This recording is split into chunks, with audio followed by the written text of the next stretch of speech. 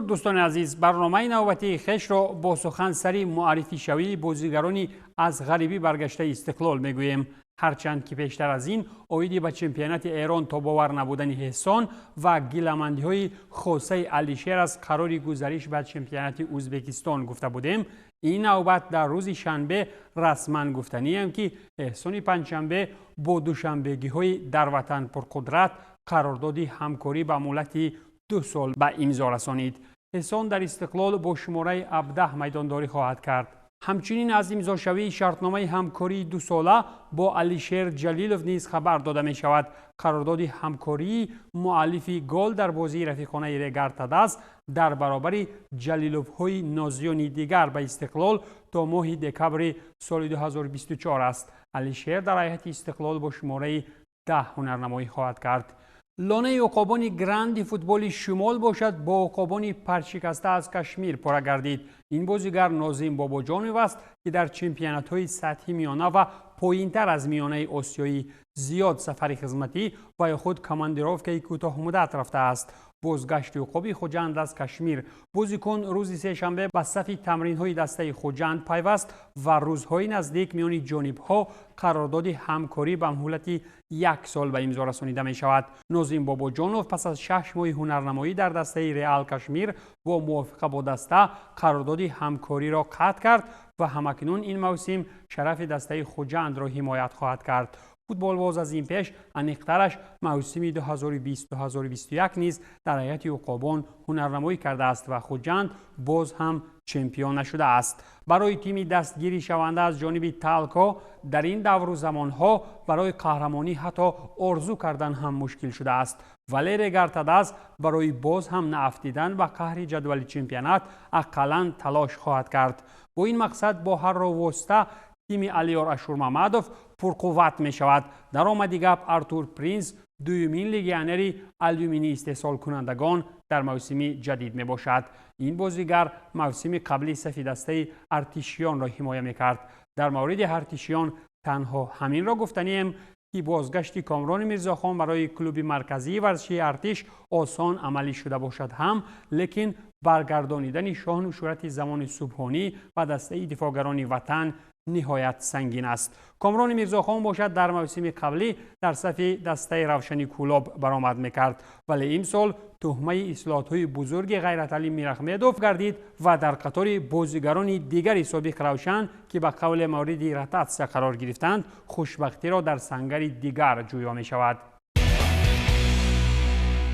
اکنون میگذاریم به موضوعهای ترانسفری فوتبال خارج. ناپولی دروازه‌بان اتلانتا پیرلویجی گالینی را تا تابستان سال 2024 با حق خریداری بر عوض 8 میلیون یورو خریداری نمود. سیریگو باشد به فیورنتینا رفت.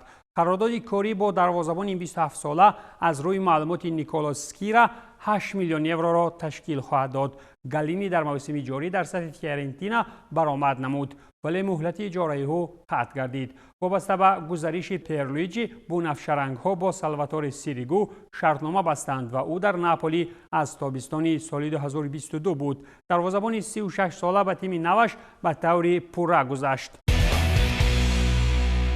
دروازه‌بان دیگر نیکیتا خایکین تا با آخر موسم به بریستول سیتی گزارش کرد. این دروازه‌بان صفی بود گلیمت نروژی را چون فوتبالباز آزاد ترک نمود. دروازه‌بان روس از این پس در لیگ دوم انگلیا برآمد خواهد کرد. بازیگری 27 ساله به تیم بریستول سیتی که مقامدار زینه 17 چمپیونشیپ است شرطنامه کوتاه مدت امضا نمود. بازگشت به انگلیا همه وقت هدف من بود. از این رو من خوشبخت هستم، قید نمود اوید گزارش خویش فوتبالبازی که در اکادمی جوانان چلسی تمرین نموده است. اینتر دروازه‌بانی را که در موسم قبلی اشتباهش 4 دور پیش از چمپیونات میلیونی ها را از قهرمانی محروم نموده بود و از سر به اجاره روان کرد.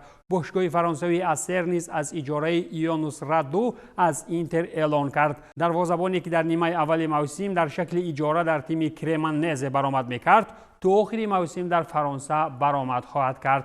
قابل قید است که اشتباهی دروازه‌بان رومینی به میلان اجازه داد تا در جدول 4 دور پیش از انجام چمپیونات از اینتر پیش گذرد. میلان بعد از این به قهرمانی رسیده بود. رادو بعد پرتافت توپ بیرون از میدان به توپ رسیده نتوانست و بالونیا به دروازه خالی گل زده بود. حالتی که نه تنها اینتر را از دفاع قهرمانی محروم کرد بلکه خود چهره رادو را برای این تیم شوم ساخت. محض برای همین دروازه‌بان رومانی تا حال در بدر است.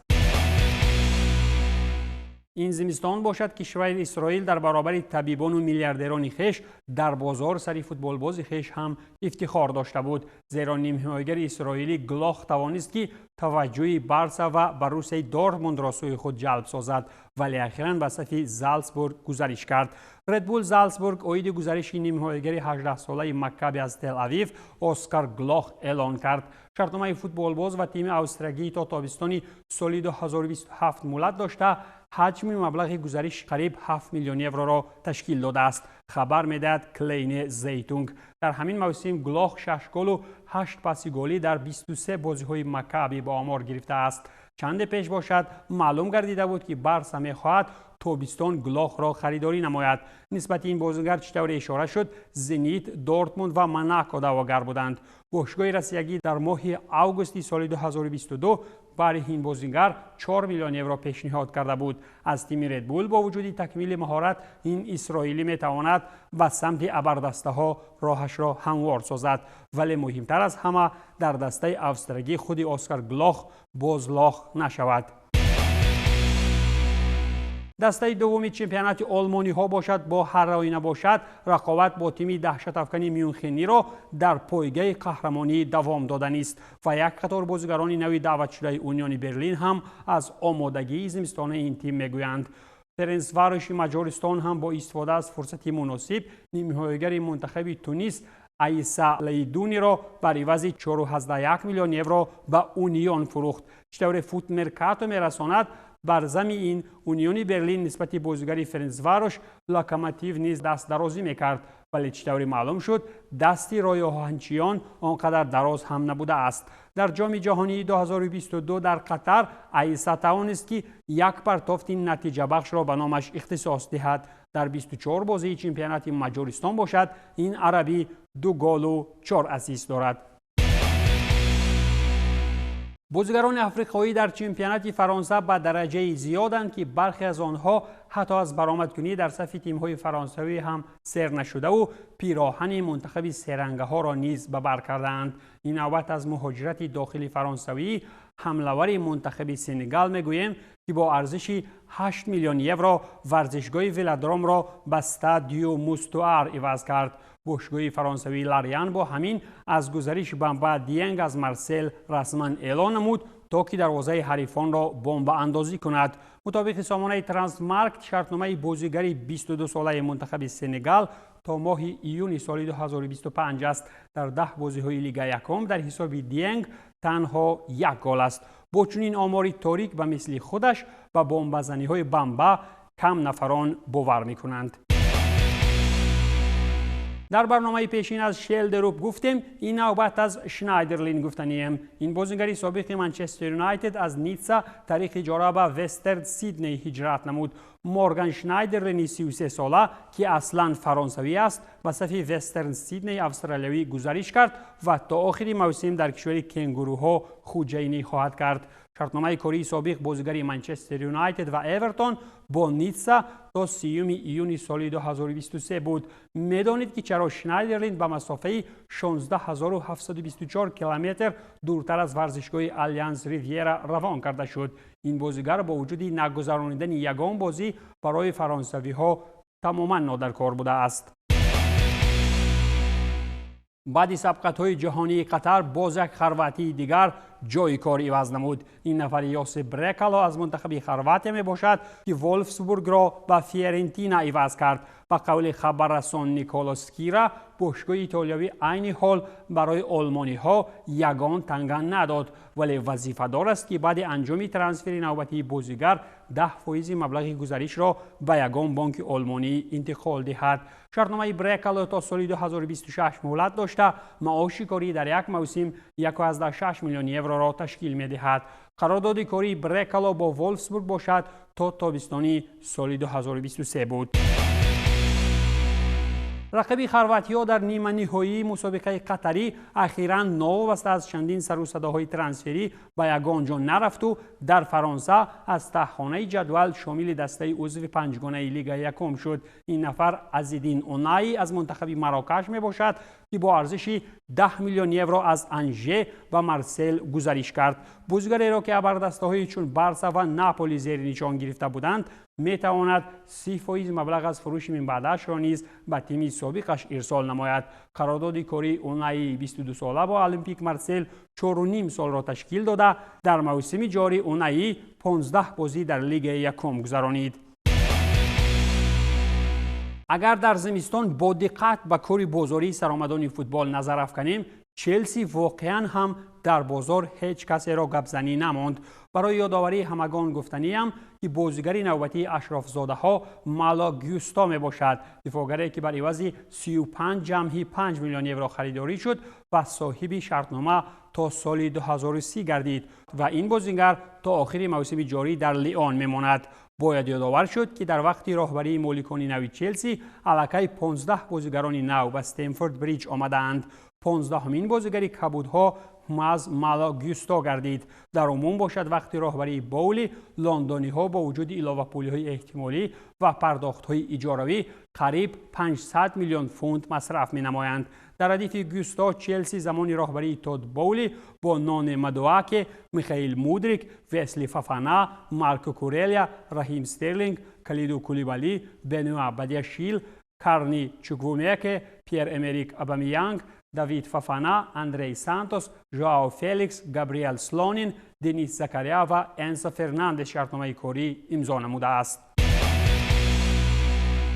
روبهان انگلیسی باشند در موسم جاری به درجه غوطه‌ور در بطلاق ناکامی شده‌اند که هیچ حیله و فریب تا حال به درد آنها نخورده است. در زمستان باشد با امید بهبود بخشیدن وضع لستر با برزیلی سابق شختیار تحت شرطنامه مهلتش تا آخر موسم نوشته کرد. این هم اولین برزیلی در تاریخ تیم تایلندیا می باشد. تحت 22 ساله که اصلا به شختیار تعلق دارد بعد قطع شرطنامه با کوهکنها تا این دم در صف لیون برآمد می کرد. در صف لستر باشد تحت رقم 37 را انتخاب نمود. برای بودن منچستر سیتی دومی در انگلیا برای نیوکاسل جز وقتی بیشتر هیچ چیزی دیگر مانع شدن نمیتواند. اگر گپ سری پول باشد اینجا عموما مشکلی نیست، زیرا عرب ها میتوانند برای خرید بازیگران نو خلطه پول روان کنند، ولی کار بازاری به آهستگی و با مرام جریان خواهد گرفت. تا به حال باشد زاغان با قرقری غیر نوبتی خش از خریداری 40.5 میلیون خش به همگان گفتند. انتونی گوردون اورتونی درد سر داشته را یک طرف گذاشت و یا به قول کیدت کرد و با امید پول کارکنی بیشتری به سمت نیوکاسل عربیان شتافت. از روی معلومات فابریسیو رومانو گزارش برای زاغان 40 میلیون فونت استرلینگ ارزش پیدا نموده. در صورت بازی موفقانه گوردون 5 میلیون دیگر از کیسه شیخان برای چای پولی ایریس ها بیرون می شود. بازیگر انگلیسی 21 ساله در موسم جاری 16 بازی در پریمیر لیگ انگلیا گذرانیده 3 مرتبه استقبال از گلزنی ها کرده است.